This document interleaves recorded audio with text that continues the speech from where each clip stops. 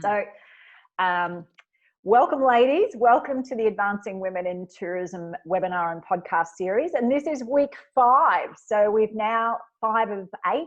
So we're sort of over the hump, which is fantastic. Thank you very much for saying yes and for participating.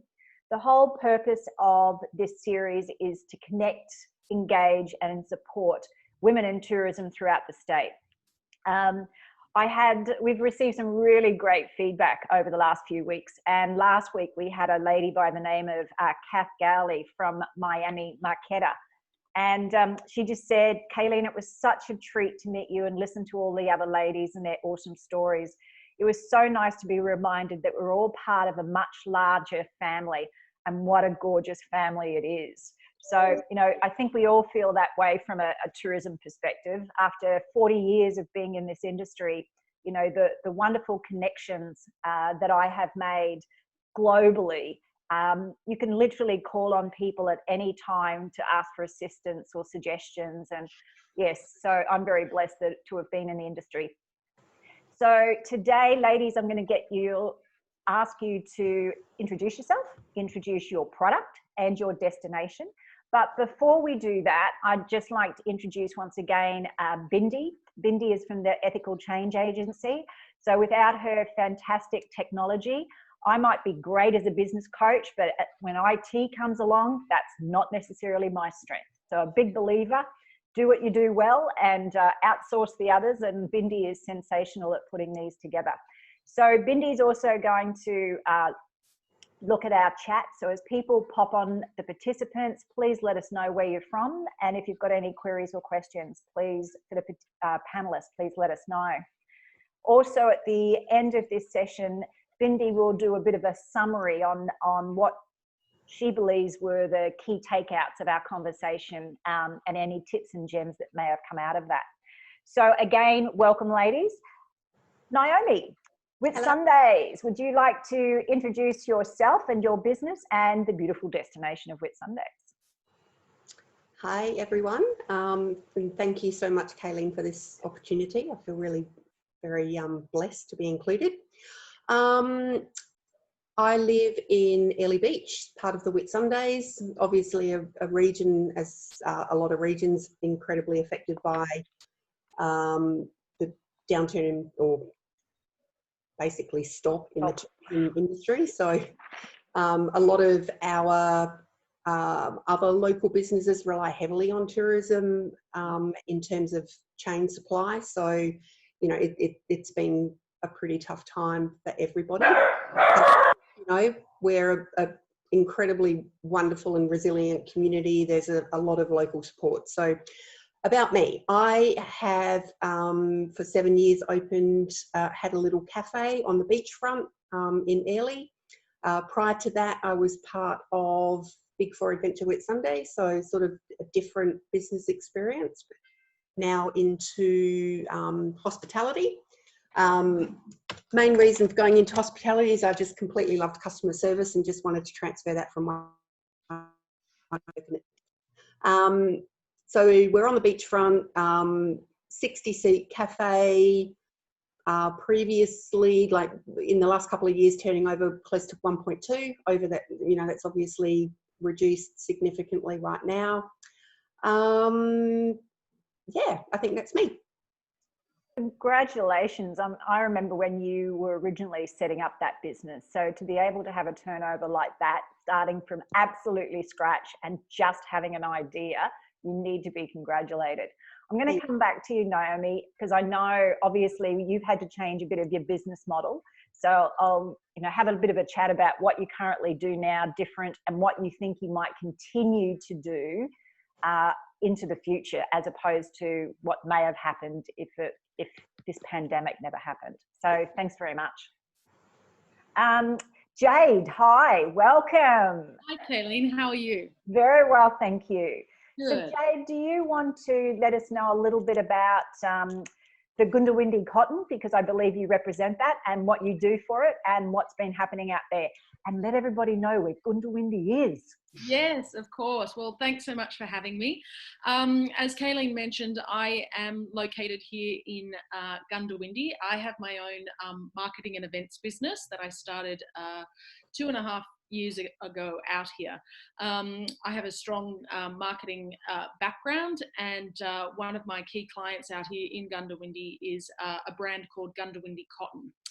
We manufacture beautiful cotton garments, mostly for women. We do have a small men's collection, but we have a cotton farm based in Goondiwindi, and as part of the experience or our business model today, as an extension to the manufacturing business, we actually offer farm and town tours, and we started those probably about 12 to 13 years ago, and really they've been a wonderful addition to our business. They have been a great way to really bring a little bit more of a tourism experience to the Goondiwindi region.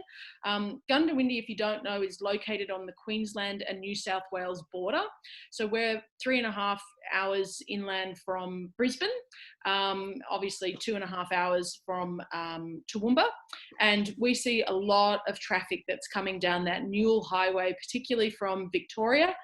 They tend to stay in Dubbo, and then they, particularly caravan and campers, travel along that Newell Highway and come through Goondiwindi. We're very fortunate. Goondiwindi is the juncture of 5 major highways, so that drive market is actually really quite opportunistic for the region. Just to give you a bit of an indication, last financial year, the total economic contribution of tourism in our region was about $66.8 million. And that's in sales across, hospitality, but just generally, what does tourism drive within this region? And we believe there's a really good opportunity now for Goondiwindi to kind of tackle this a little bit more and look at how we can grow tourism out here. In particular, Goondiwindi is really known for agriculture. So we have a tremendously diverse kind of agricultural set out here. Not only are we renowned, I guess, in terms of, cotton growth out here, but certainly crops, wheat, chickpeas, barley, but also more broadly, there's a lot of legume crops and, cattle, pigs. There's such a diverse kind of, fruit and vegetable space happening out here as well. So we think education and agriculture is a really interesting space for us out here.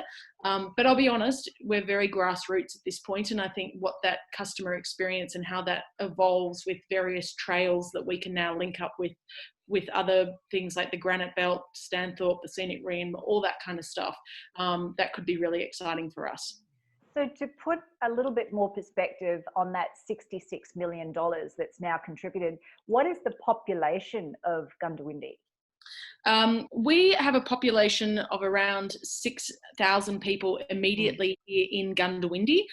More broadly, though, the region is about 20,000 kilometres in terms of its size, and that takes in about a population of 11,500 to 12,000 people.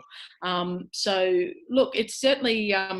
we had roughly 216,000 visitors to our region last year, and certainly those peak months happen through April, which is certainly, on the cooler side, and it kind of starts to peter off around October. So this closure of the borders would certainly be affecting you. So I'll come back to you again shortly, and we'll have a chat about what that has done, and with the opening up, what that impact will be. So I'm such a big believer that, particularly since this pandemic, more consumers want to know where their goods are coming from, where their food is coming from, and to be able to take that entire experience, that paddock to plate, and even with the Goondiwindi cotton, to physically see this is where it is grown and this is how it's produced. Wonderful, really wonderful experience. So I'll come back and have another chat again shortly. Thanks, Jade. So Cath, Mackay, beautiful Blacks Beach. Exactly. Know it well. Tell us a little bit about the property yourself and how you've been going. Okie dokie. Well, as you can see by that lovely title underneath, my surname is Boggaard. I married a Dutchman a number of years ago, so I entitled that one. our property, which is Comfort Resort Blue Pacific, is located on the beautiful beach of Blacks Beach, directly behind me here. We start our 21st year on the 20th of June. So yes, we're quite, as many people would say, dinosaurs in the management rights business. But we have had our ups and downs, roller coaster, Ferris wheels, you name it. The industry in self-contained and management rights, and especially in the Mackay area, has been extraordinarily interesting at times, frustrating at times, diversive. And I guess that's where we've ended up in the last 3 months is, as I normally say, popping out those octopus arms and trying to grab the business that we can to be able to sustain, to be able to keep the business flowing through. So you've had to change your business model from what it was. Are you taking more permanence on at the moment, or? Yeah, correct. Because we are management rights and we can work it and being self-contained, we introduced 3 to 6 months tenancy. So there was a number of folks coming into the region, leaving the region that couldn't actually go anywhere. So we opened up our studios, 1 bedrooms and 2 bedrooms to folks so that they could base themselves here for 3 months. And then at the end of this, which is basically the end of August, we'll be able to take off. But then we've got to reintroduce the property again as being that holiday market. So, I mean, there's a lot of things that you can think of in hindsight. Had we'd known that COVID was coming along, we wouldn't have spent a big amount of dollars advertising on television and radio that had built us right up. And then all of a sudden it stopped and gone. So you've got to go back to not reinventing yourself, but getting your name out there. So I think there's a lot of hindsight, if only we had known, and the frustrations. But the fact that you've been doing this for 20 odd years, I mean, you really are tourism stalwarts, and you've seen a whole array of, you know, natural disasters and external influences globally that has just stopped travel through to Australia. Right. And I know that you will pull through. I know you and Nick are very, you know, supportive of your destination and of the property. So I'll come back and we'll have a chat a bit more about, you know, you're talking about marketing, what you're looking at doing into the future. So, and any different types of products or packages that now that Queensland is finally opening up again. Yep. Yay. So thanks, Cath. Jane, hi, how are you?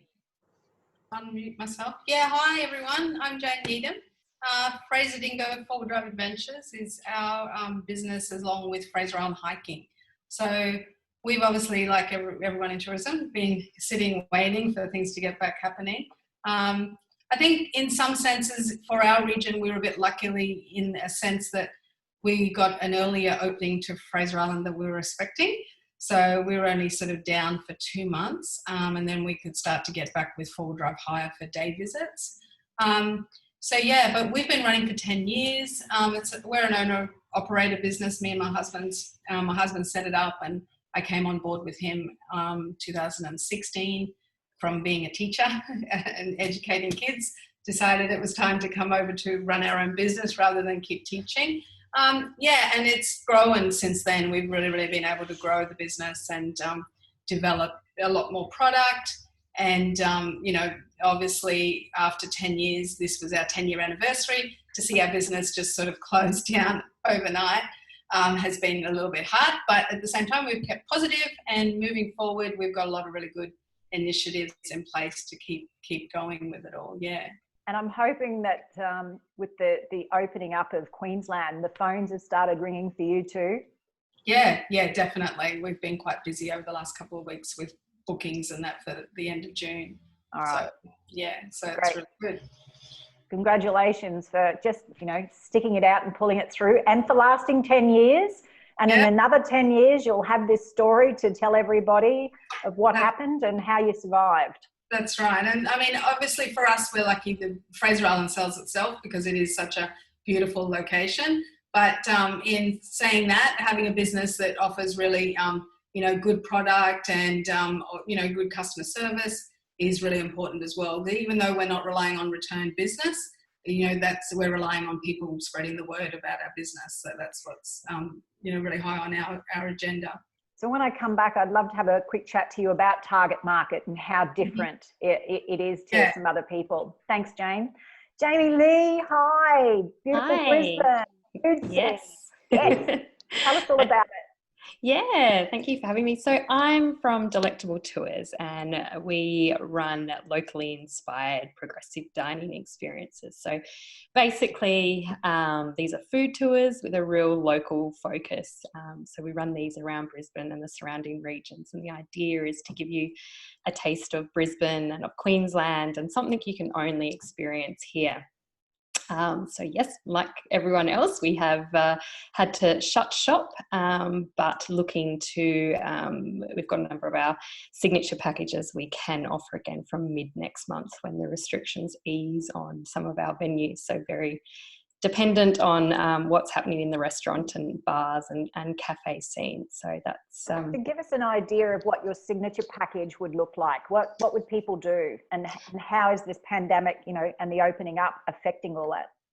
Yeah, definitely. So particularly in the tourism market, most popular package is called A Taste of Queensland, and we do coffee to cocktails and look at basically Brisbane's food evolution and the importance of the coffee culture and how that has influenced it.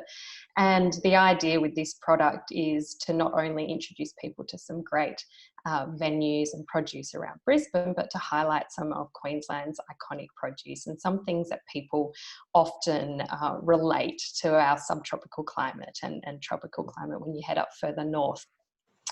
Moving forward, so looking in the immediate future to the local market, this isn't something I usually sell to the local market too much. Occasionally for special occasions, we do a lot of customised for the local market.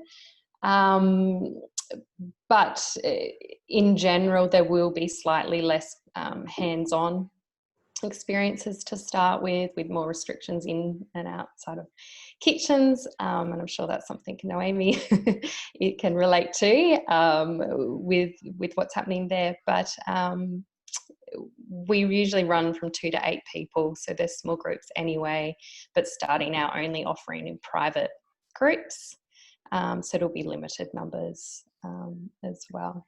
Yes, so I'm sure that you're well and truly looking forward to the borders opening so we can get, some of those southerners coming through here to experience. And I love the fact that we're, Brisbane 10 years ago, we really didn't have a coffee culture. So it's or much of a food scene. So. No, we've come an awful long way. So it's wonderful to have someone like yourself who's showcasing that. So yeah, and a big part of our job, and I think a lot of people in tourism particularly around Brisbane, is to showcase that it has come a long way, it has changed, and it has a lot to offer. So it's, I think, a really important area of focus for us to look at now and get those local people behind it and understand what's in their own backyard to then, I guess, be advocates as well for when visitors do come back.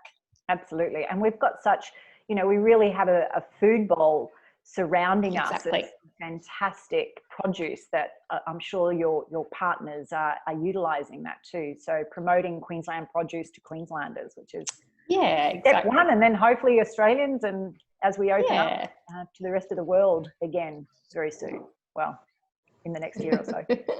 Thanks, Jamie Lee. Thank you.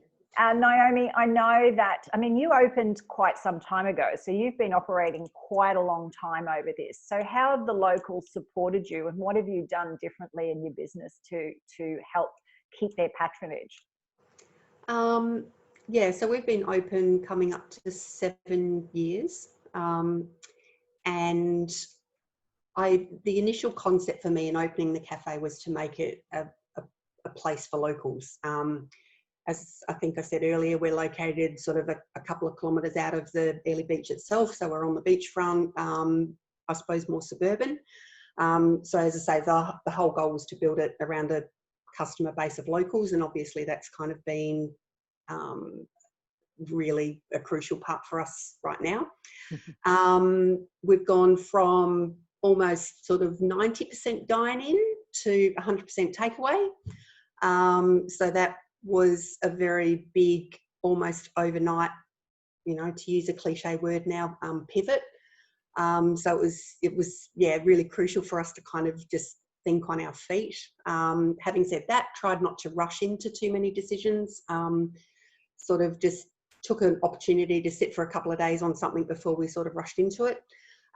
Price point for our dine-in meals would be between $20 and $25. I've recognised that that would not be a viable option for takeaway. People weren't just going to pay that kind of money to go and, you know, just consume something out of a cardboard box. So we tweaked the menu slightly. Very keen to maintain that we had our favourites still on the menu. Reduced the portion sizes, decided on having just a flat price, $13 across the board, which made it really easy to communicate with social media and so on. Great.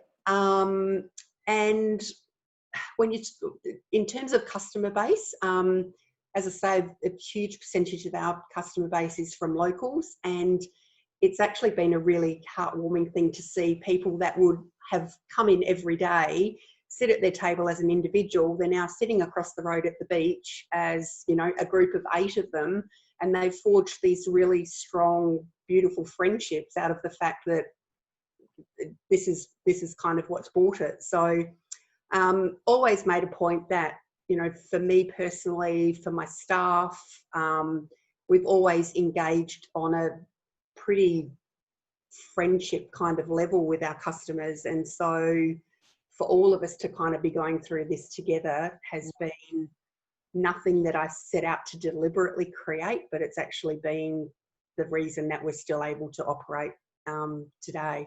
Did you find, I even know, you know, from a Brisbane and a capital city point of view, I go for a walk most mornings, take the puppies for a walk, pick up a coffee and a paper, and I'd often, you know, go via a local service station or something like that. And all of a sudden it was like, no, I've got to go to the local store. I've got to go to, you know, someone that this is going to, because most service stations are owned by the big guys nowadays. And I specifically do that. So during that time that you had to sit and kind of think about what am I going to do, it was closed doors. Did you find people were coming to you to go, you know, Naomi, are you open? Are you doing takeaways? Was it sort of a bit of a you offering it to them, but them also asking for it? 100%, very much so. So, and it's been, you know, I've kind of, you know, the thought process of sort of moving forward, the town has really bonded in terms of supporting other local businesses, and everybody's pretty much on the same page with that. So, you know, people would say to me, we choose one place that we'll eat out once a week or get takeaway or delivery, and they really do want to share that around. So yeah, nice. Most definitely. Fantastic. It's wonderful how it has brought us all together. And again, there's going to be lots of stories as we come out of this, and that rekindling of community, I think, is going to be really important, that a lot of people do not want to lose. Jade, you know, Goondiwindi has, as you said, it's only got a small population, so that sense of community. Firstly, from the Goondiwindi cotton point of view, has that continued? Because a lot of that was online. Is that correct? What's that? Our garments or our tours? So both. So with the Yes, with, I guess, the introduction of COVID, actually, no. We had an online business in terms of which we sold our garments, but it was really only used to sell older season stock. So when COVID actually hit, you know, like everyone, we had to really look at our existing business model and start to think a little bit more. We had a lot of stock that was coming back because literally winter had just gone out into stores, and unfortunately, you know, when all of the shops went into lockdown mode, they just couldn't take receipt of the stock. So we actually ended up with all this new season product sitting in our laps going, what do we do now?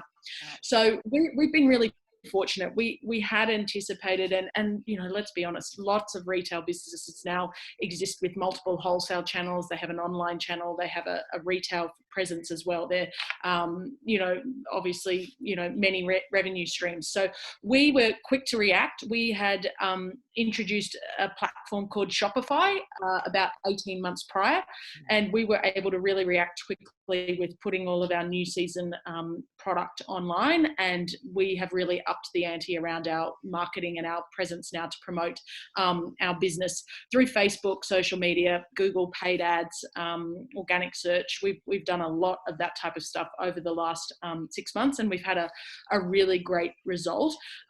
Also, just prior to COVID, we had put our online tours, we'd put our tour business online in terms of bookings through a platform called Fair Harbour. And again, you know, with everything with COVID, we've had to take that off, or, you know, just shut that down for the moment. We're in a tricky position because we literally are on the border. So, you know, we rely very heavily on that traffic coming from New South Wales and Victoria over, you know, to Queensland. So for the moment, our online business has been, our tour business has been on hold. And, you know, I think the town would tell you that they're, you know, we're really feeling the effects down in that main street with, you know, not having that tourism market operating. It's interesting to give you a bit of a sense. Most of the tourism market that we see is people that are either visiting family and friends. It's roughly 23% because we have a very large events calendar out here as well. We really have one major event every month. We see about 37% of the market's just holiday makers. So, you know, a lot of those tourists, but we also have a really big traffic around business. So there's a lot of people that do business in our region, particularly around the agriculture sector, that come out here, and that stimulates a lot of traffic in our main street. But again, because of that travel ban, that's just not been happening. So a lot of our businesses, a lot of small businesses in town have made this move now to go more online. And quite frankly, I think COVID's going to be one of the good things. It's actually going to be one of the better things that's happened to us. I think it's made us realize that we can't just rest on our laurels now and wait for everyone to come to us. Absolutely.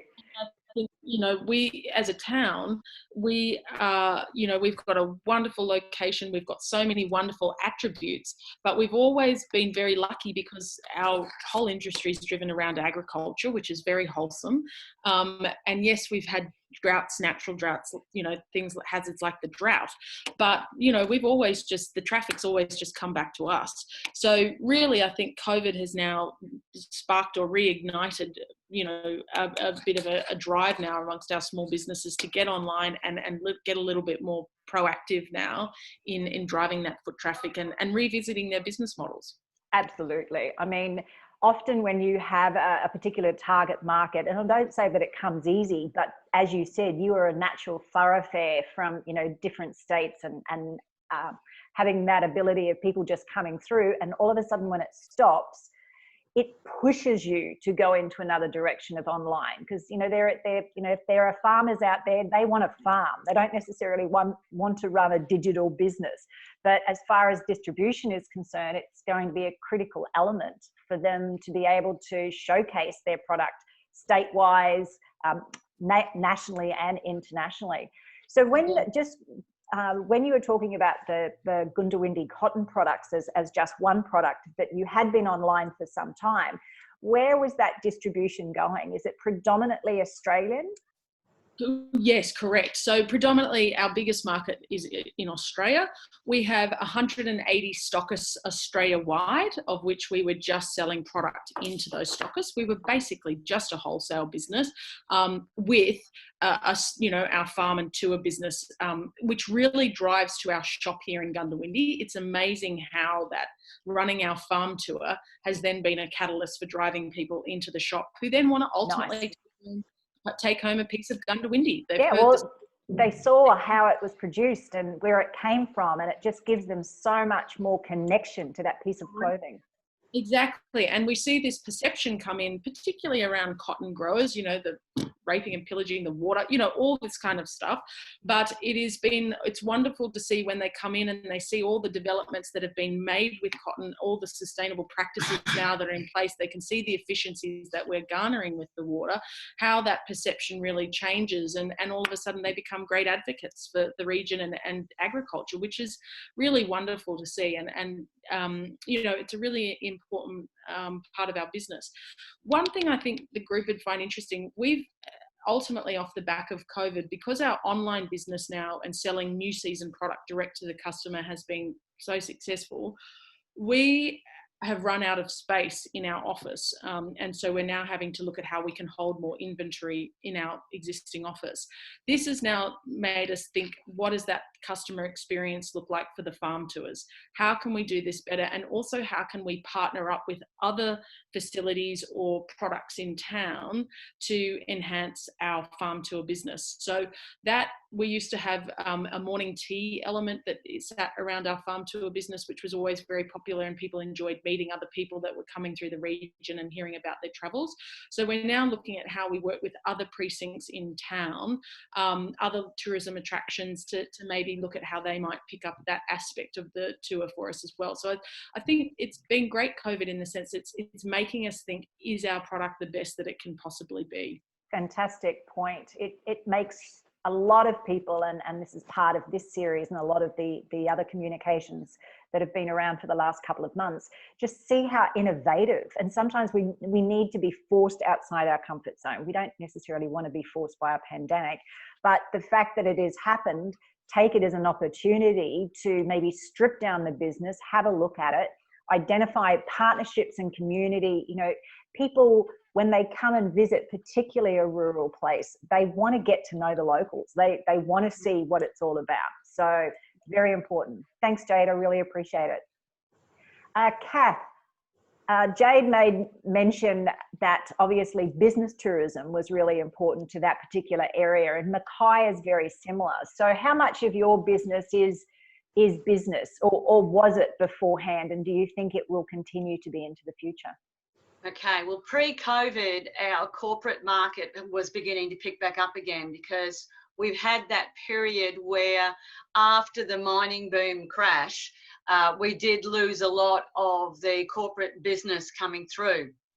So then you have to scurry and try not to do knee-jerk reactions to rebuild in different sectors. But in doing so, pre-COVID, we were lucky enough that we had our regulars that were coming through and starting to accept the uniqueness of being out in the northern beaches, which is really great, instead of being in the city centre and hearing the hustle and the bustle.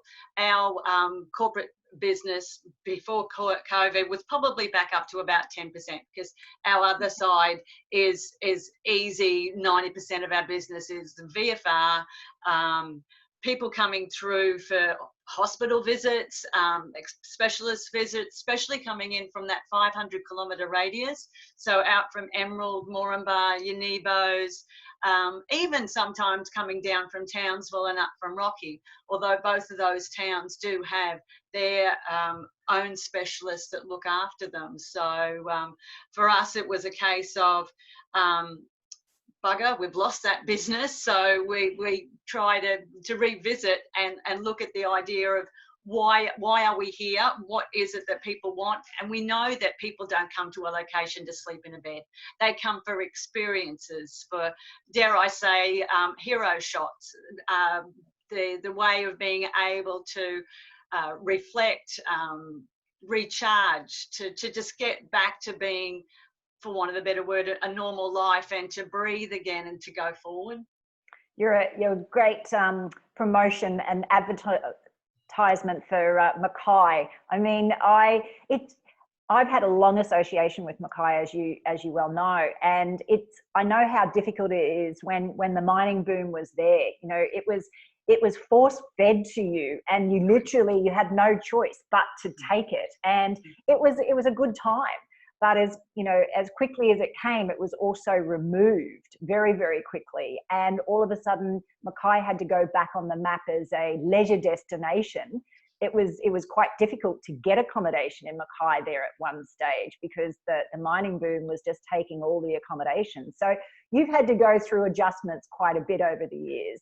We have, and I think the sad thing is, it's like having a rug pulled out from underneath you, that you've had that business that has been coming in, and the occupancy was up to nearly 99% for 8 years. I mean, and that's just unheard of. And then when you're talking to accountants on what your RevPAR would be for your room, it was just that they couldn't believe the business that was coming through Mackay. To then turn around and go, well, rightio, that's now gone. You've got to refocus. You've got to relook. You've got to turn around and go, well, why are we here? And I guess the sad thing with being as busy as Mackay used to be, the tourist things or the tours died, because the corporate market that had taken over those tourist businesses, there was nobody for them. So when they died and we had to reintroduce again, you just can't turn on a tap. So you've got to get out there in the market and develop and have a good operator who's prepared to also know that they're going to have times when they're going to be losing dollars, because the market's just starting to build back up again. So it really is a destination you've got to be in for the long haul. Exactly as you have, there will be swings and roundabouts. Yep. But obviously from a destination, you again would have had to have all pulled together, work with your regional tourism association, so you can get the word out there that Mackay is that leisure destination with some beautiful natural product. And you've had some man-made product also open up in the last couple of years, haven't you, with water parks and? The lovely Amanda and her husband putting in the aqua park, which is your cable car, which is brilliant. And we've got little swim slides and that sort of thing for the children along the beautiful blue river that Mackay's quite unique for. So those are a couple of little things. And then, of course, you've got your go-karts and that type of thing, which sort of gets people to hang on for a little bit longer, especially if they've got the children. So, but we've found that with COVID now, after COVID, we've needing to concentrate on our 500-kilometre radius. We, as in being very strong, as you said, with Mackay Tourism, have hopped on board with Whitsundays and doing mates rates, so which is getting it out there so that people can come through, if either direction that they're coming through, either north or south, that they'll be able to hook into a good price in Mackay and then go through up into Airlie Beach, or do it the reverse way, hook into Airlie Beach and then come through to Mackay. Yeah. That Mates Rate initiative was a fantastic one. So congratulations. Again, all about collaboration and partnerships. You have to. We are one destination. It isn't just one region versus another region. We are Australia. At the moment, we are Queensland, and until the borders open up. So have the phones started to pick up for you since the announcement, or? Not necessarily the phones, but bookings coming through. Yes. We still, I shouldn't say this, but we reluctantly still work with wholesalers. But because we'd always done a good push with them and having our social media presence, and also, I guess, because we're Comfort Resorts also part of a franchise. So we are part of Choice Hotels Australia. So they also do a big push as well. So as much as we've tried to redirect people to say that we will look after them through a wholesaler, but we will look after them even greater, for a better word, if they come direct. So that tide started to turn a little bit, but no, we haven't sort of heard the phones ringing off hook, but I think that's Mackay as well. Yes. I mean, but dare I say that more the unique ones are the Sunshine Coast. Cairns, I know, has started to pick up a little bit as well, but but being Mackay, people tend to think, oh, I'll hop in my car, I'll drive, I'll see how far I get today, be it what my age might be, that if I'm over 60, and I think, no, a 4-hour drive's enough. So it ends up being quite uniquely easy for them to sort of stop at Bundy, stop at Rocky, stop in Mackay, stop in Townsville. So yes, that 4-hour drive is very much as part of the itinerary for the Queensland. So most definitely. Yeah. all the best, and good luck as the borders do open. Thank you. Jamie Lee, we talked about partnerships, and obviously your product is all about partnerships. What's happening out there in the industry, and how are they trying to help you? What's going on there?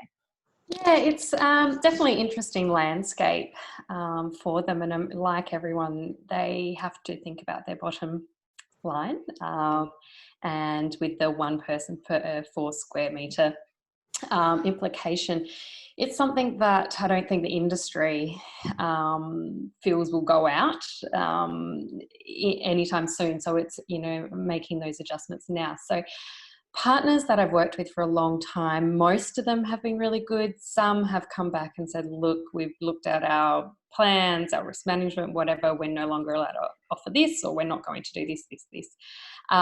So some have will go by the wayside as a result of this. But it's a great opportunity, I guess, to work with other people that are looking for that.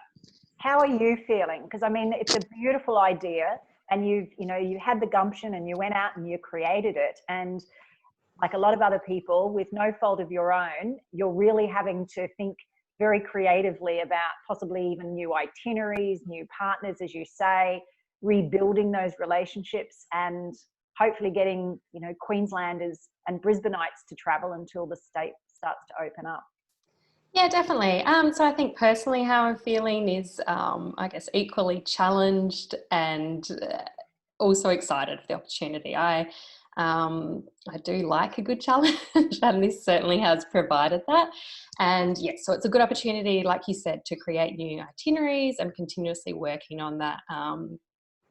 One, for example, is for a tourism grant, and it's a collaboration tour with an Indigenous company, and whether or not that's a really good fit for our local Brisbane market is yet to be decided. But it's also looking at some of my key products and how to offer them slightly different for a family focused tour, or rather than with the local market, I have done a lot of special occasion, and so people will do anniversaries, and it's usually at higher end venues, and so bringing down a price point for them and including some other experiences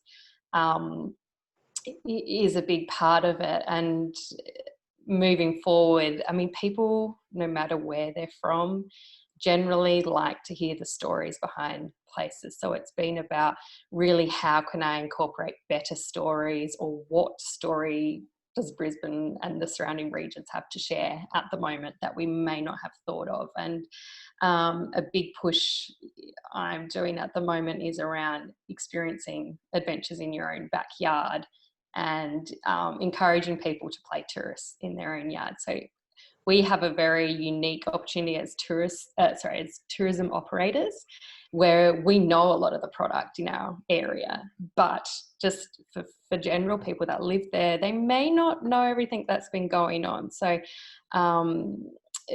this has definitely given myself and other operators a good opportunity to collaborate largely through those RTOs. And promote the region and show locals what we have. So yes, both challenged, because it's going to be interesting getting going again, and some venues have been easier to work with than others, but I communicated a lot, and it's one lesson I would absolutely share to everyone, is just communicate as much as you can with your audience, with your stakeholders, anyone you've got a relationship with during this time. So even ITOs, I found it was a brilliant time to really connect with a lot of them, because they had more time on their hands than they usually have. So that has definitely assisted. Enables you to maintain, if not build, new relationships as well. It's interesting with communication. There's a lot of people that will just want to shut down, because, you know, individually we all had to cope mentally with what was happening, what we were seeing on television, and what was happening within our own communities was, you know, we use the word surreal, but it's still trying to make sense of it. So we had to, you know, your own mental health. So I congratulate you for, you know, remaining positive and keeping that communication open. With anyone that's actually going through any type of change management within an organization, one of the key things that is crucial with that is communication, because people shut down, and once you shut down, people start to invent their own stories, and those stories often have no recollection to what the reality is all about. You know, it's all of a sudden, oh, maybe if they've closed their site, they're not going to operate again, and all of a sudden you're out of business when you haven't been out of business. You just haven't necessarily been talking. So good for you to keep in contact with both Australian and international distribution points. I wish you all the success. Thanks, Jamie Lee. Jane, Fraser Island, as you said, is very well known. I mean, it really is an icon within Queensland. What sort of target market was yours? Did you have a lot of international coming through? Yeah, so our target market was pretty much most of the time international. We're lucky that over the 10 years we've diversified.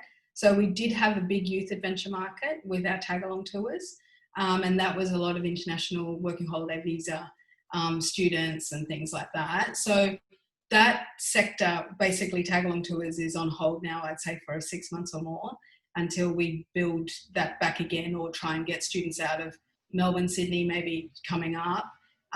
Not to say that the European market hasn't gone away. There's been a lot of Europeans that have been sitting waiting for the restrictions to ease, and they've been basically stuck in Australia, you know, just sitting low. And then the minute Fraser Island was open, they all just popped out and said, we want to go to Fraser Island on a day trip, so hiring a vehicle. So we've actually been busy. And strangely, I was thinking it was going to be a lot of Australians or Queenslanders back in Queensland. It's actually been a lot of internationals who were still here in the country and really scramming to get to Fraser Island before they're then going to fly back home in June and July. So we've been able to get a bit of, you know, traction that way. And then also we've got a lot of families coming up for holidaying out of Brisbane in the June holidays. So the last weekend in June's got really quite busy. So we're really quite surprised at the amount of people that were still around and wanted to go on trips and still were happy to spend the money. But we obviously did some deals. You know, we've offered deals and trying to get, especially for couples that, you know, that haven't been able to, if they are international, their money's been caught up in having to stay in accommodation and things and waiting until COVID finishes. So we've offered, you know, deals with that, and just trying to sort of, you know, be understanding everyone's in that same position. And one of the things that I think is the biggest learning curve with this whole thing is diversity. So we've actually, over the years of our 10 years in operation, we've diversified from starting out to be a four-wheel drive hire business. That was my husband's initiative originally. He started with 2 old 60 series Land Cruisers and this vision 10 years ago. And we now have a fleet of over 25 Toyota Prados and Land Cruiser troop carriers. And, you know, we've moved premises, you know, we've got, you know, before COVID we had, you know, nearly 10 staff working for us. And, you know, so in 10 years we've grown immensely, but we've also diversified. So we're not just a four-wheel drive hire company. We took tag-along permits. We were lucky to obtain those. So we branched into the youth adventure market. We were able to acquire hiking permits. So we've been doing hiking as well. And our four-wheel drive hire, we've diversified it into more family sort of orientated and groups and that sort of thing, rather than so much youth adventure. So we've got a good range of product, and so therefore we're accessing quite a range of different types of you know, socioeconomic areas and financial you know, abilities. So yeah, so I think that is the key, that we feel like we're going to cope well through this whole situation because we've got lots of different options. And, you know, we also run a mechanical business as well that we're sort of building up more. And we've used, because we have a big premises with 3 hoists, and now we're not working on all our own vehicles. So we've actually sort of used the time during the closure to build that up and get that out there. And hopefully that will be a backup, you know, if tours aren't running and things like that.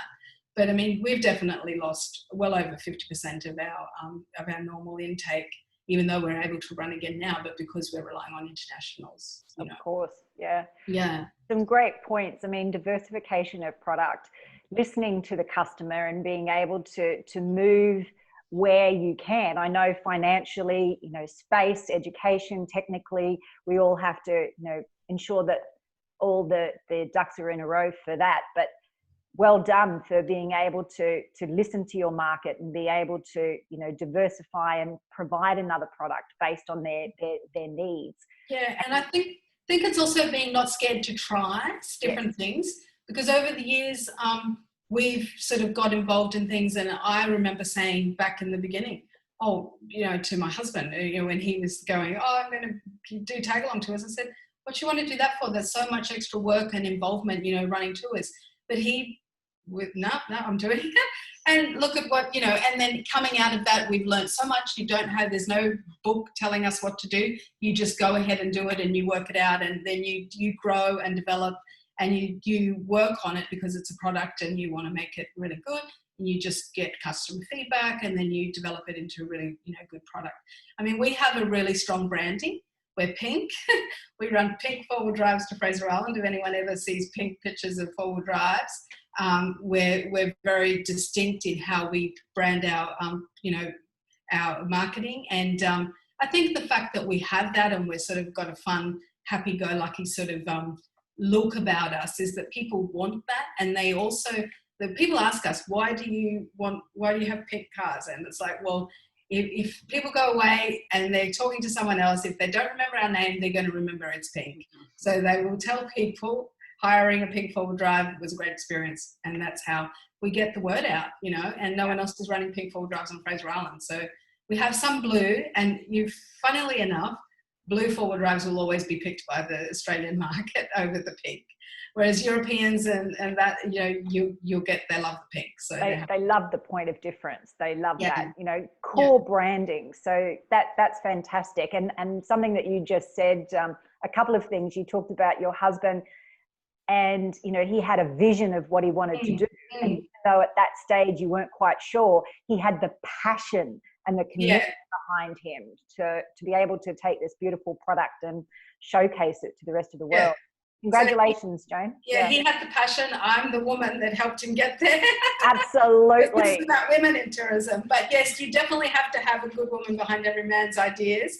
And that's what made it happen, is just the persistence and putting, the branding and the marketing together for that. So yeah. Oh, absolutely. Your contribution to that is, you can see it come through very strongly. Well done.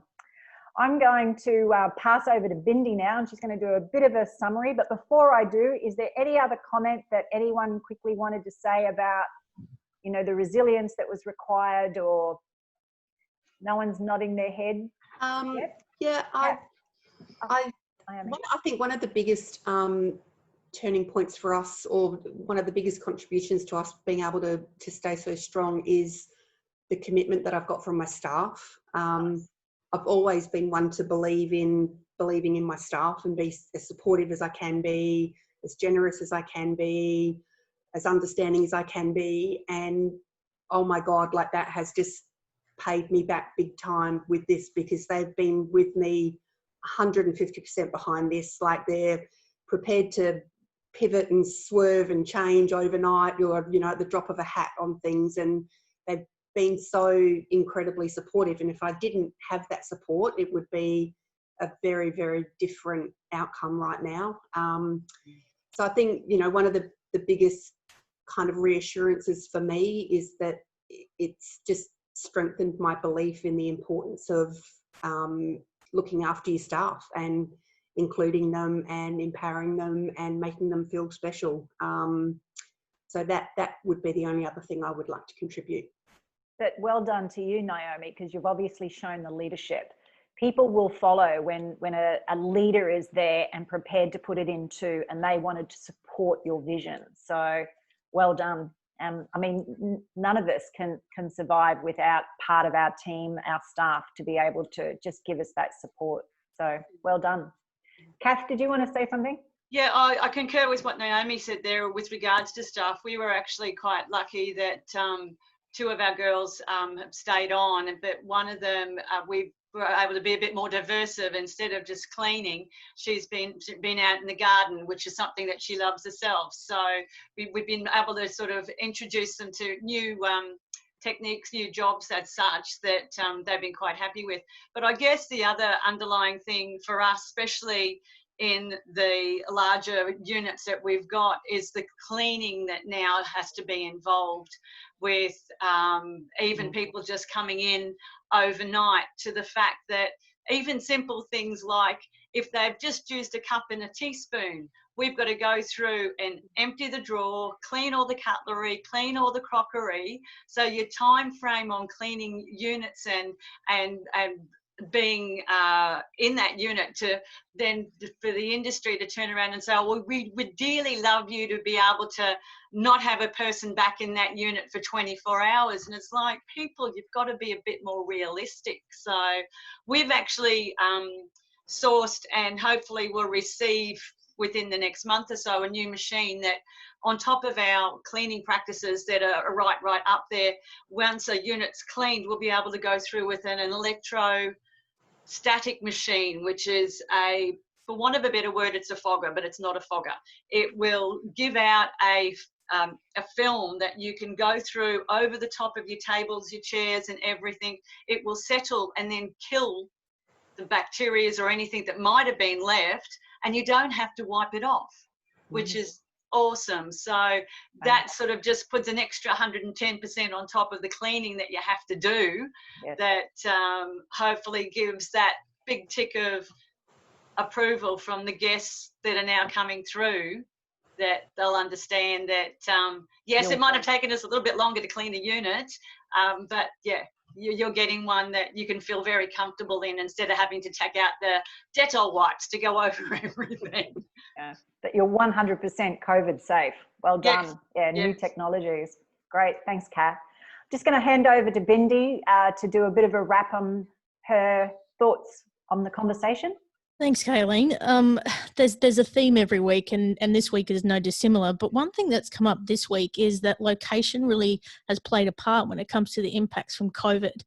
So whether you're on the border or you're in the Whitsundays, the impacts are going to be different, and it's going to be easier to see, obviously, in the higher populated areas for us here in Brisbane. I'm going to say it again. I said it last week. Everybody's doing the pandemic pivot. There's a strategic shift. And so some of you are taking a cautious approach to change and simplifying your offer and making it easier for customers to engage with you, which I think is great. Another thing that came up is there's a greater transparency on where our patronage and our money goes. And that's what lockdown has done to us. It's grown local. So I hope that's something that continues once we begin to open up, because I think it's changed our relationships with our customers and where we actually shop. Leverage from online and digital channels is a theme we see every week. You know, during a time when more people are online than ever, I think it's actually going to change people's buying behaviours, and this is going to continue because people have seen how effective it's been through this time. Again, collaboration is the mother of innovation, and I think there's some great opportunities for everyone to collaborate within their communities for support and growth, and a lot of you are doing that quite successfully. This one came up, Jamie Lee. Social distancing makes it difficult to be social. So when your business is centered around that makes it really difficult for you, but you're actually taking opportunities to be more creative in your marketing and the ways you engage with people to actually make that, you know, an opportunity for yourself rather than a challenge. So well done you. Communication has changed, and I know when we went into lockdown, a lot of people had this fear. They didn't want to communicate, they didn't want to sell, they didn't want to market in such a climate. And I think that was probably one of the worst things we could have done.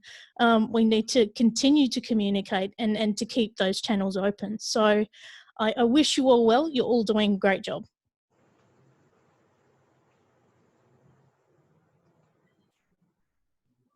Unmute yourself. Kayleen, we can't hear you.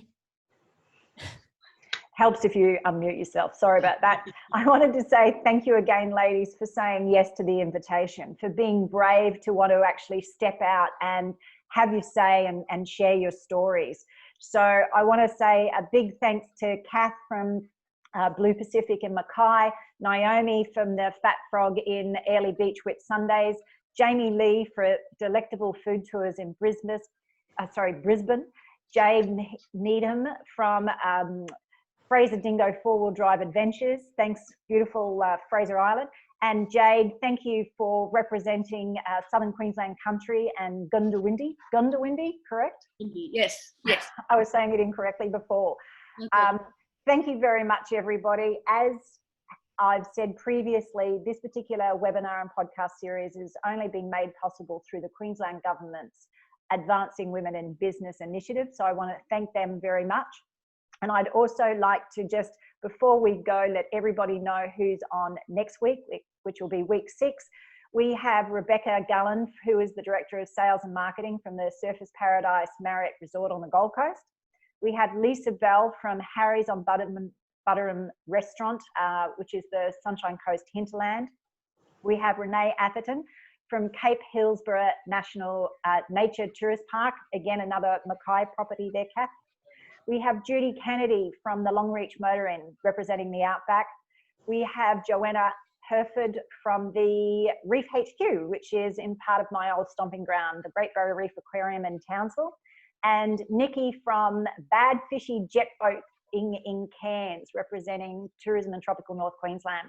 So to the panelists today, thank you very much. Wishing you all the best. Keep doing what you keep doing. Women in tourism, you're inspiring everybody. The fantastic get up and go that you have.